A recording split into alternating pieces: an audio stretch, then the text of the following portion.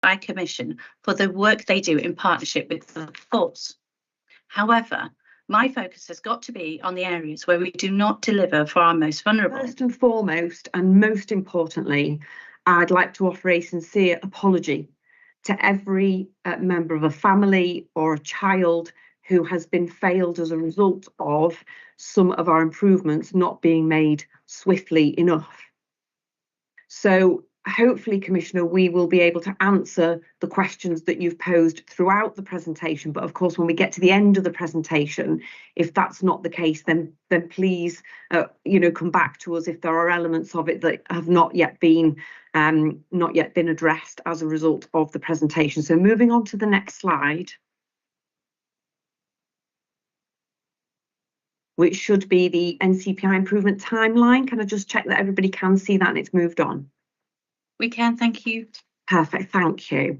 So this just gives an opportunity to talk through the timeline, some of which, Commissioner, you've already mentioned, that's taken place throughout the inspection. So as you mentioned, in November 2021, the initial inspection was undertaken and we receive a hot debrief. So that's a verbal debrief from His Majesty's Inspectorate of Constabulary colleagues, and we act on that hot debrief immediately rather than waiting for a draft report or for the final report to be published. So a draft action plan was formulated following that last year, or November 21, should I say, and a gold command structure was set up under the Deputy Chief Constable for oversight to then work through that action plan.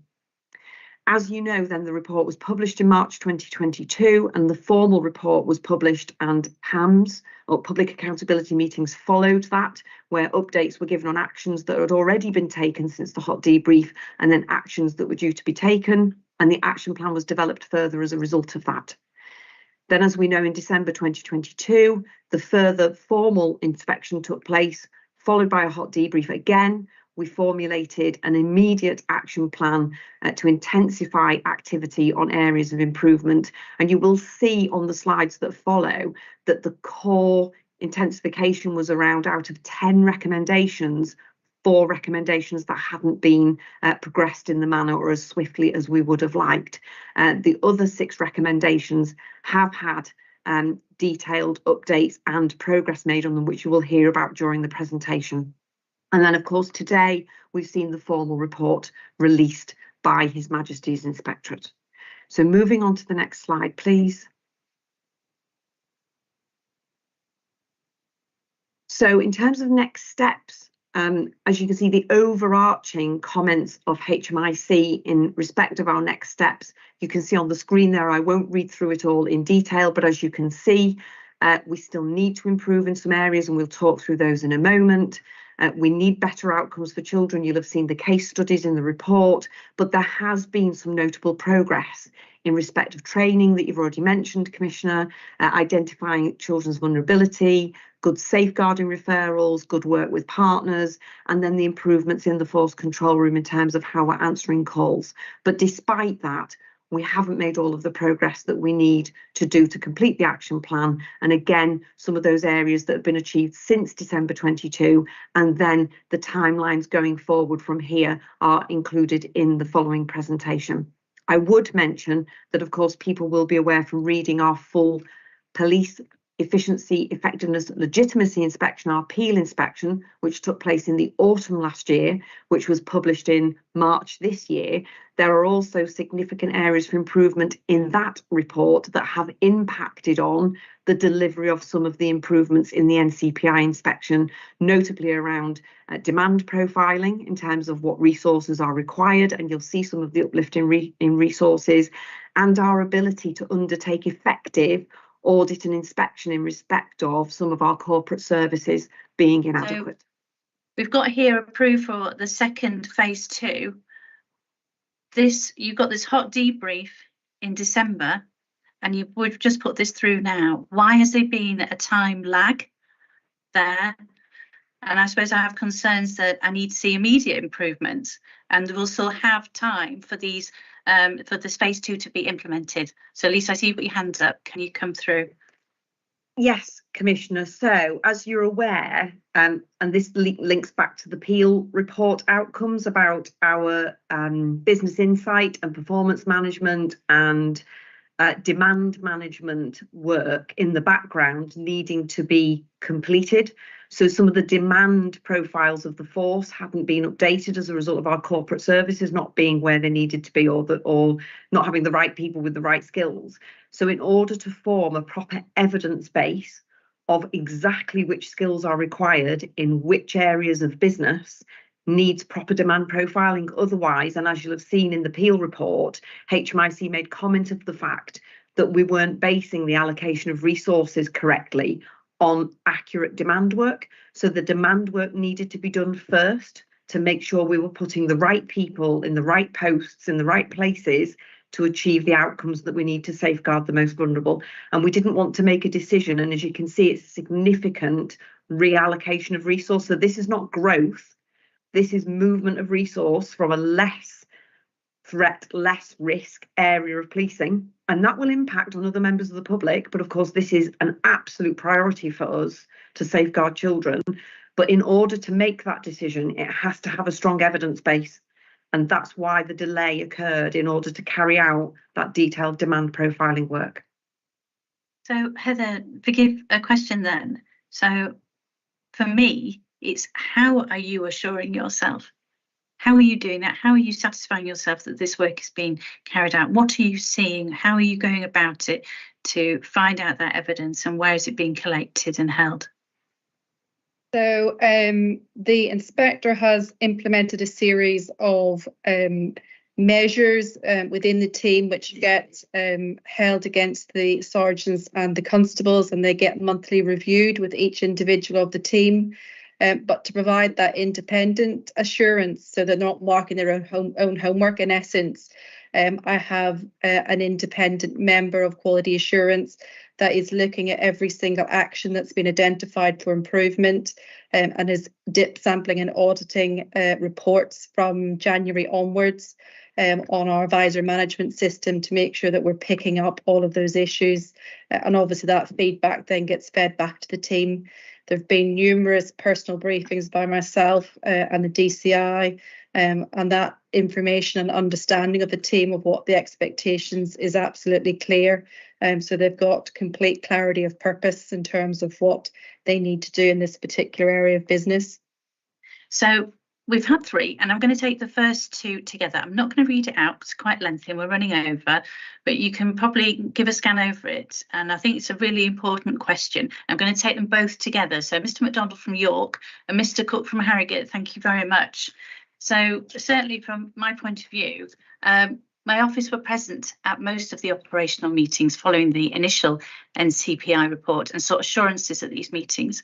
And we were led to believe that North Yorkshire Police were in a better position than they were ultimately were, and we accept this.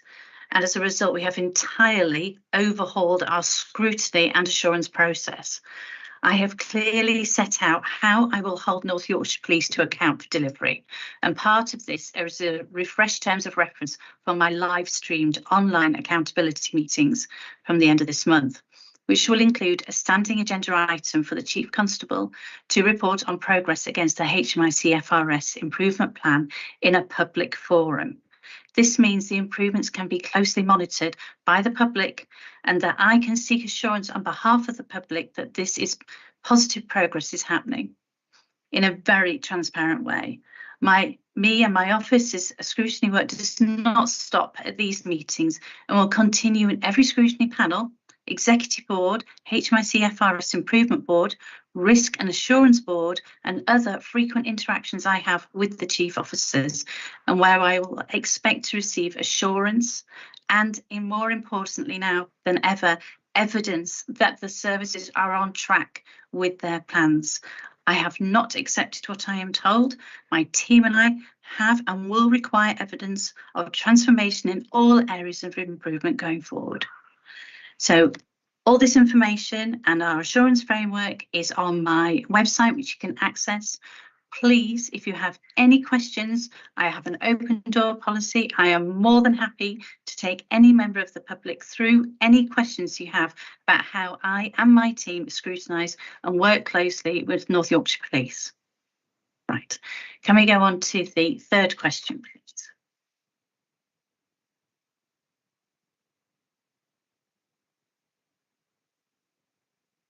It's another question from Mr. MacDonald, thank you very much. And it's to the Chief Constable. She's presiding over a failing organisation for 5 years as the Chief Constable. The Child Protection Inspection on January 22nd, Custody Inspection on September 22nd, and appeal in March 23, and a Child Protection re-inspection in May 23. This is evidence of poor leadership decisions on how the force has been structured and managed during her time as Chief over the past 5 years. When will she accept responsibility and accountability for this? Lisa, can I pass this on to you, please? No, thank you, Commissioner. And I'm not sure whether it's Mr. MacDonald or somebody else who has previously asked me the same question. I think at our appeal PAM, when the same question was raised, and I will give a similar answer to that. I'm more than happy to expand on it outside of this meeting. But for the purpose of this meeting, the organisation over the past several years, as opposed to the past 5 years, has been through a significant amount of change. So the structure of the organisation is not where it needs to be, and we are reviewing that. So during that time, we've had a significant churn of chief officers in the force, so a lack of stability in terms of our chief officer structures and those changes in chief officer leadership. So at assistant chief constable level, we've had a churn of around 10 different individuals across 2 posts in those 5 years, which does not create the stability and delivery of performance and consistency and continuity of that performance delivery. That's one of the reasons why we're failing to deliver in some of these areas. And secondly, we've had a significant amount of change in terms of 2 very significant change programmes. So one you may have heard of called Transform 2020. So that was a change programme where we looked at a £10 million reduction in resources to make the organisation more efficient.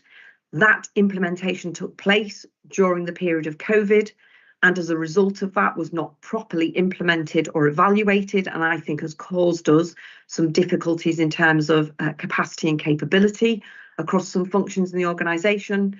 And secondly, for the past 3 years, we've been implementing, or nearly 4 years now, implementing a shared service with fire and rescue services. Again, a significant piece of work when you try to collaborate a group of emergency services and continue to deliver performance. This was commented on in detail. You will see that the corporate function areas of our appeal inspection are inadequate, and that refers to the structures, strategic direction, financial planning, workforce planning, and some of those areas we've talked about today, that we are now undertaking an organisational review and an operational review to ensure that our structures in the organisation are fit for purpose to deliver. And those structures were not in place and haven't been in place. You've heard about the inspection regime. So the assurance and testing function as part of our shared enabling services has not been the structure, capacity or competence that it needed to be to deliver against some of the assurance that we needed that things were being carried out. This is a very lengthy and complex subject, so I will pause there, Commissioner, but more than happy to answer in more detail to Mr. MacDonald if he would like further details about any of those aspects that I've mentioned today. Thank you, Lisa. Right, so we've come to the end of the meeting now. Oh no, sorry, Mr. Cook. Sorry, I've missed that. I didn't see that we had another one. Here we go. So in 2018, North Yorkshire Police rolled out a programme of tablets for officers. Are these tablets or updated tablets still being used? Okay, so this obviously refers to a piece in the Harrogate Informer. Who would like to take that, Mabs? Yeah, thank you, Commissioner. The tablets have been superseded by laptops, so all our officers are issued with 4G-enabled Lenovo ThinkPad laptops, and also with Samsung mobile devices. As part of the Risk and Assurance Board, we've just discussed a digital transformation strategy to look at how do we improve what we've already given to our officers.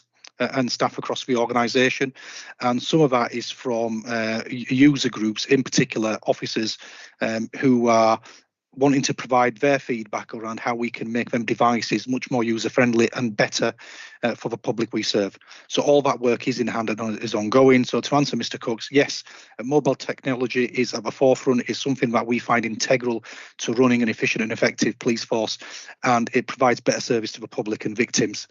So it's all still in place, and we continue to maximise any opportunities we have. In addition to that, we're also using support from the National Police Digital Services, who are coming into the organisation to look at how do we better use what's available from them. And that's a national IT provider, which is part of the National Police Chiefs Council. I remain absolutely committed to the public and victims of crime as I work tirelessly and take extremely seriously my responsibility to the public to ensure that they receive the standard of policing that they deserve. The public rely on North Yorkshire Police to get their job right, which is ultimately to keep them safe and feeling safe. And as Commissioner, I expect to see a significant improvement when the Inspectorate revisit at the end of 2023. And I will continue to seek insight from victims of crime across our region. Thank you.